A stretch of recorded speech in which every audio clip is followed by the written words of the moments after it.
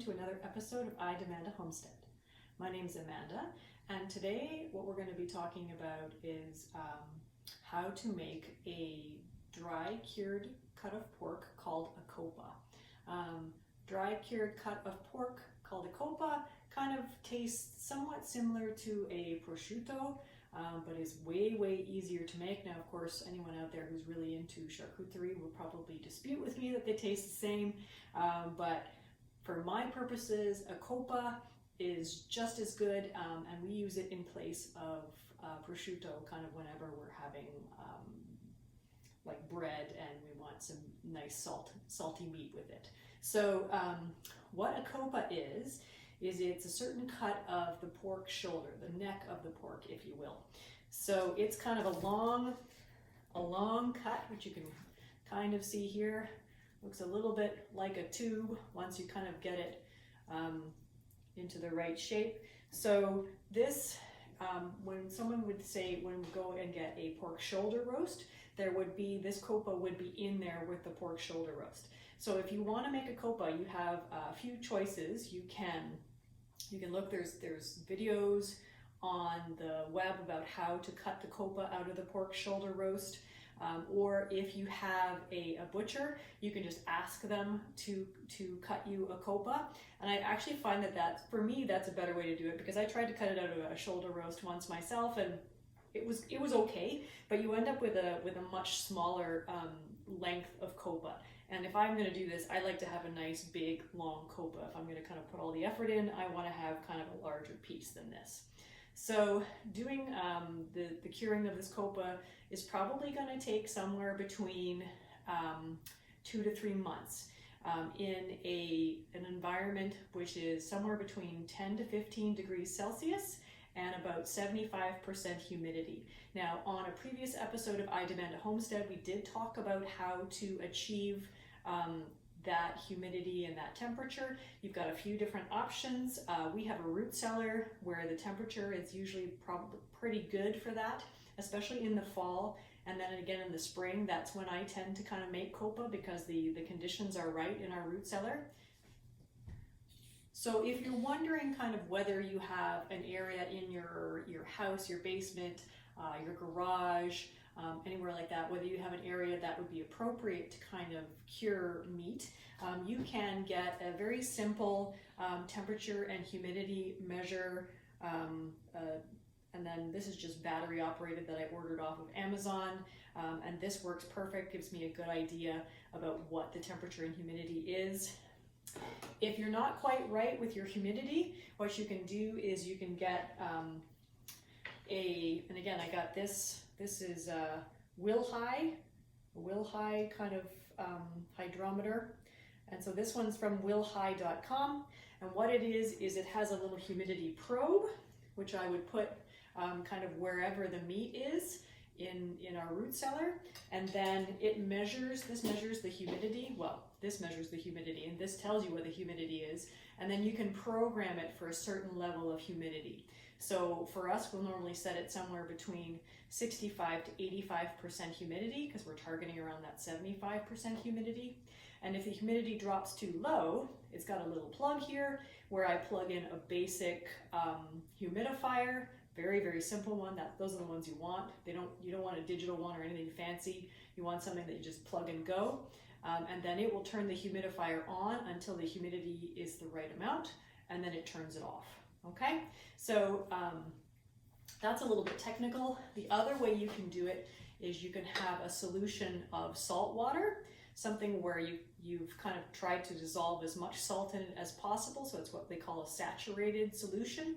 You can put that in a pan underneath your meat, and that will help raise the humidity in the environment. And again, you'll want to kind of check and make sure that you've got the right temperatures, the right humidity, before you start investing your time in something like a Coppa that's going to take a while to dry. Okay, so there are other things that are a little bit quicker, which we're going to talk about in other videos, about ones that are a little bit faster to do than this Coppa.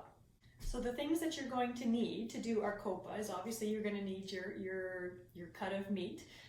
This is from a heritage pork, Berkshire pig, And so I know that it's very ethically raised, it was organic, and has a nice kind of amount of fat on it that the supermarket kind of pork just doesn't have. So in addition to that, we're also going to need our regular salt. 1 minute. So in addition to our cut of pork, we're going to need our regular salt, sea salt. You can also use kosher salt, pickling salt, as long as it doesn't have any iodine on it, okay? Because that actually can interfere with microbial growth. And it sounds funny that we actually kind of want certain certain bacteria to grow and certain ones not to grow, okay? So just something that doesn't have iodine. All right, it doesn't matter if it's fine grain or coarse grain, because we're going to be weighing this, so it doesn't really make much difference whether it's a fine or a coarse.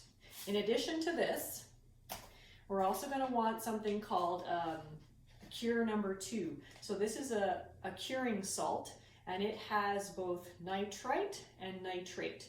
And that's important because you want the ones that have got nitrate if you're going to be drying something for longer than about 2 or 3 weeks, okay? Which we talk about in the previous video. But so this is just Prague powder number 2 that I just got from a sausage supply company, and that will be perfect. Then it's kind of whatever you want as far as herbs and spices go. I've got one I just put in the fridge, which I did just salt and black pepper. This one I'm going to put some chipotle powder on, pepper, just to kind of give it a little bit more kick. So this one's going to be a little bit more spicy. So the most important thing to think about here is knowing how to figure out how much of each of these ingredients you need. So I've seen lots of different recipes out there which will kind of say you need an exact certain weight of pork, then it will kind of combine with the exact weight of all these things. However, I find it much easier to do this by percentages, because that way it doesn't matter how much my Coppa weighs. I can just figure out the math. It's not horrible math, so don't be afraid, but I can figure out the math, and that way I don't have to cut any off this to make sure that I get the exact 500 grams or whatever it is that you want to start with. So the way I kind of started learning this was from a book called Dry Curing Pork, and this is written by Hector Kent. I'll put this down in the description below as well. And again, he breaks it down very nicely into percentages so that way you're not kind of beholden to any recipe, and you can kind of create your own once you understand how it all works. So the first thing that we're going to do is we're going to weigh this Coppa. So we do need a really nice kind of digital scale that will help us kind of get an exact weight for this meat. So I'm going to turn on my scale.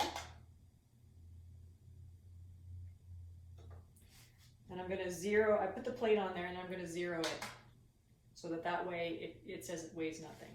And now I'm going to put on my Coppa. Okay, which weighs 1,372 grams. So what I'm going to do now is I'm actually going to write that down. So I have a book that I kind of keep where I have all the information of my basic meats that I'm curing. So I'm going to write down here, Coppa number 2, chipotle, assuming I'm saying that correctly, and it's today, which is March the 25th. It's also important to write down the date so that way you can kind of track it as it loses weight. As it dries out, it's going to lose weight. So it is 1,372 grams. All right, so now what we need to do is we need to figure out by weight how much this weighs, how much of our salt, curing salt, and other ingredients we need to add. So based on the weight of this, we are going to want 3% of its weight in sea salt. Then we are going to want 0.25% of its weight in this curing salt number 2, this Prague powder. And then I'm going to add 0.5% of its weight in this chili pepper. just to add some kick to it, okay? The salt, the sea salt and the curing salt are the most important ingredients to get your math right, so make sure that you check. So 3% is going to be our, if we want to do our math, 1,372 divided by 100 times 3, if you want to do it that way, okay? And then for the 0.25% of this stuff, it's going to be the weight of our Coppa divided by 100, okay? That gives us 1% of its weight. And then times 0.25, because it's 0.25%, okay? I'll put the math down there in the description, don't freak out. But again, the book kind of really does talk about it a lot. And then, you know, kind of once you've done it a few times, the math seems to make more sense, but you just want to make sure that you check it. It's kind of like that measure twice, cut once thing. This is very much the same, all right? You don't want to have this beautiful cut of meat and then put the wrong amount of salt, either too much or too little, because both of those will not be a good thing. Too little is probably worse, all right? Because we don't want any kind of meat that's going to be bad for your health or that's going to have botulism in it, all right? So that's why the curing salt number 2 is so important. All right, so I'm going to measure these things out and we'll come back. All right, so now we're finished kind of measuring out our ingredients. And based on our 1,372 grams of meat, we need 3% of that weight to be sea salt, and that works out to be 41 grams. And then what I'm going to do is I'm just going to put it into like a mixing bowl here, okay, just like a cereal bowl. And then we had 0.25% of the cure number 2, so that's 3.4 grams. It's really not very much. Like if you watch kind of as I pour this in here, it's really very little, okay? So a little goes a long way. Don't mind my kitty, he's talking in the background. And then about 7 grams, 6.8 grams of the red pepper. All right, so again, we'll put that in there, okay? And then what I'm going to do is I'm just going to mix that together. This chipotle pepper is nice and smoky, kind of, so I really like that. But it will be a bit more spicy. All right, so there's my mix. I'm making sure that's all really well combined. Now, what I'm going to do is we're going to put it on the meat. So I'm going to put this meat into a baking dish, just so that way none of the salt will kind of get away on me. And then what we're going to do is we're going to put this salt over top of the meat. And you want to really make sure that you're kind of getting in there and feeling if there's any kind of crevices or uneven areas to make sure that you get the salt all the way in here. Now, after this cures, like in the fridge for about 3 weeks, which is kind of how long we're going to leave it to make sure that the salt is all the way in there. If there's any kind of really big flaps, I will cut those off at that point, just because they're more likely to kind of have bacteria grow in there. And I generally don't worry about it until after it's been in the fridge, because I can kind of see where those loose pieces are a bit better. So again, I'm just kind of, and this pepper is going to dye my fingers red, which is okay. Hopefully that will wash up, which normally it does. Okay, so now I've kind of got this in here, and then what I'm going to do is I'm just going to kind of pick up the salt that is not firmly attached, and just make sure that, again, I'm just really kind of rubbing it in there, because you really want to make sure that every outside area is covered in salt, because the outside area is what has been in contact with the air, and that's where bacteria will be, right? Because the bacteria is not going to be on the inside of the meat, it's going to be on the outside of the meat. That's why salami is a lot more challenging, because you've browned up the meat, which means that every possible area has been exposed to air, and you really need to kind of make sure that your meat is clean and that it's well salted. So I find that these whole muscle kind of curing recipes are a bit better for beginners, and to be honest, they were so easy and the results are so nice that I did salami, but I don't think I would really bother with it too much anymore, because it's a lot more work. All right, so here's our Coppa. Kind of see it, it's all covered in beautiful red pepper and salt and everything like that. And so now at this point, we're going to put this into a plastic bag. I'm going to use a vacuum sealer just because that's what I have and it works pretty well. Because that way, you want to make sure that it's sealed tightly so that way the salt stays in contact with the meat. The salt is actually going to draw out some liquid and form kind of like a brine. And again, we want that in contact with the meat. So we're going to put this into, once we get it sealed up, we're going to put it into the fridge for about 3 weeks. Generally speaking, you want your curing where it's in contact with the salt to be about a week for every inch of thickness of meat, okay? From the kind of like easiest spot from the outside in. So I mean, I could probably do it less than that, but because we've measured our salt out exactly, you can't over salt this. Oh, look at my hands, that's great. You can't over salt this. So by leaving it in for an extra week or two, nothing bad's gonna happen. It's not gonna get over salted.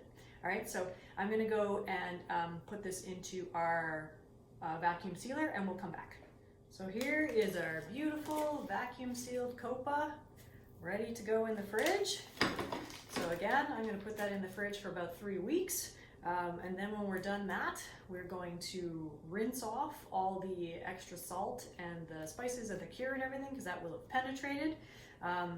Then we're gonna tie it up, kind of truss it up, and then we're gonna hang it so that it can dry and cure at that temperature, which was between 10 and 15 degrees Celsius at about 75% humidity. And we're probably looking somewhere between 2 to 3 months for this to dry completely, because we're looking for it to lose about 30% of its weight. And again, this is where the kind of weighing becomes really, really crucial as we go along. We want to make sure that we're keeping an eye on the weight of this so that we know that when it's lost 30% of its weight, that it is likely ready to eat. All right. So thank you for joining me on another episode of I Demand a Homestead. Please feel free to kind of follow along and see the other videos in this series where you're going to see how we kind of get this ready to hang, and then how we kind of keep an eye on it, remeasuring its weight, and then you'll see the finished product at the very end.